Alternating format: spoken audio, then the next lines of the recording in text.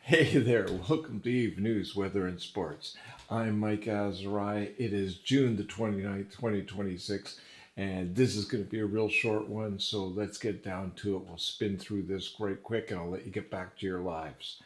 Uh, One thing I did warn you a few weeks ago that in the summertime in Eve, the news slows down a little. I'm still going to do a weekly, even if I have to do opinion pieces or sing, God forbid, but or do a cooking show. I don't know, but for this week, I do have a link. The first link down below is going to be to the Eve Lore News, which is a different way that Fenris changes how they present stories. Now, quite often there is real information in there, they just post it in a lore manner. So, right now in the war front, there are the four empires are fighting it out to see who gets to get their invention first.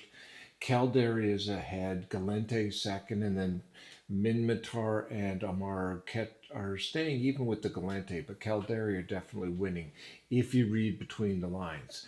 Now that's interesting because if you go back and look up what races players choose, you will see that Caldari is the most popular choice, Galente being the second, and then Amar and then Minmatar 10 to 15% of players choose to play these races. The supposition is that this is because Caldari have missiles, Galente have drones, and those are two really nice, less apt to miss weapon systems. And then you also have Jita being the biggest trade hub in the game, being located in Caldari space. Now, if they move it to Yulai, which is a lot closer to Galente space and closer to Manifest right now, it might be interesting to see if these ratios change, but right now they are what they are. Second thing I want to talk to you about is other people who are trying to talk to you. So there are other podcasts, other streams, and I strongly recommend. I got two for you this week, and this does not mean there's only two other streams out there. It's just I'm trying to limit how many I talk about at a given time. First one I want to mention is Rick's and Crazy Canucks have a video series out called Safe Spot. And I will put the link down below for their most recent one or a recent one. But Rick's, if you don't know, has been a strong supporter, and he's an artist who drew a lot of box art for the board game, draws comics, and did a ton of graphic design. Crazy Canucks was the pod father or blog father and helped run the blog pack way, way back in the day when people such as myself wrote blogs. They both have a long history in EVE Online. They both have a lot to talk about. The one I'm going to link, I think they're talking to Oz. I've mentioned him before. The second one is a new one that's starting up, and they contacted me to see if I'd be willing to come on and chat with them. And I told them my old joke of it's not hard to get me to talk about Eve, it's hard to get me to shut up. In spite of that, and in spite of me warning them that I bring gremlins and things break down when I try to do recordings, this is the second try on this one, for example, but they're willing to go ahead. Now, the funny thing is, the person who asked and who has this cast is most famous for doing parody and lampoon type posts and basically making fun of everybody else in the game. So for them to start a podcast, a lot of people are going, is this just a setup for a big practical joke at the end of it, making fun of all these people who think they're important? We're going to find out.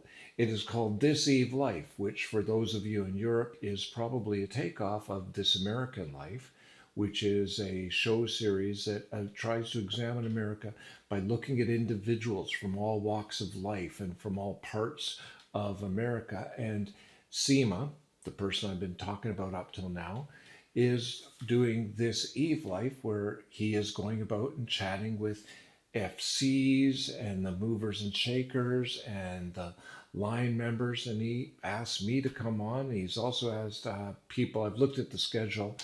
He's got FCs, he's got alliance leaders, he's got traders and I was on his cast earlier today saying, I have a list of people you can talk to who would be really good. And some of them go back a long way. And it'd be neat to talk to the dinosaurs who are still playing. So I don't consider myself a dinosaur because I didn't start Eve till 2008. And so I missed 5 years of it. If I'd started in 2003, 2004, and was still here, that'd be something to talk about. But a link to Seema's stream will also be down below. I highly recommend both of them. I'll be chatting with them later in July, about July the 26th, if I recall. Old head, don't trust the memory. Now, I said I'd do this nice and short, and already I've been babbling and extending it more than I need to. So let's talk about movement. In the alliances, the Grand Inquisitors Federation lost 527 players, so they're down to about 273. And the Goons picked up 443. At the corporate level, Potato Corners gained 891, and Horde Vanguard dropped 138 there also. As for violence, in Nullsec, it was HTAC 29 Tango Mike with 278 ships popped and 164 pods. In Lowsec, it was our good old friend Amamaki with 784 over 411. In Highsec, it was once again Udama, which with 3,413 ships popped and 245 pods.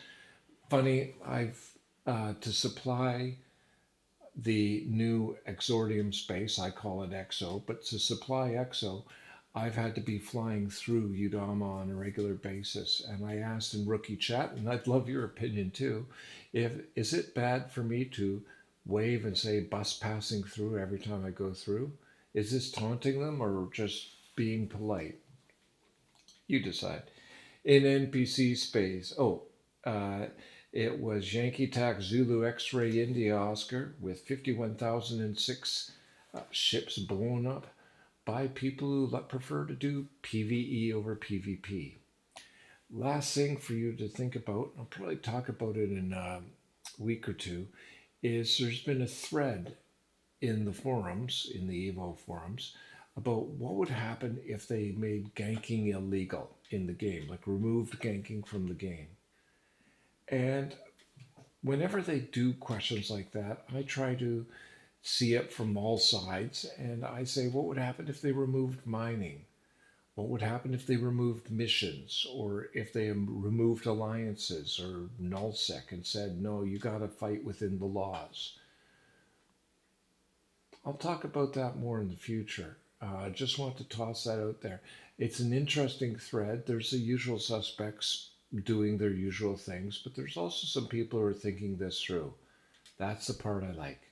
But until then, ginger rhubarb gin. No tonic, just the gin. You have yourselves a good one. I will catch you next week. Ciao, Bella.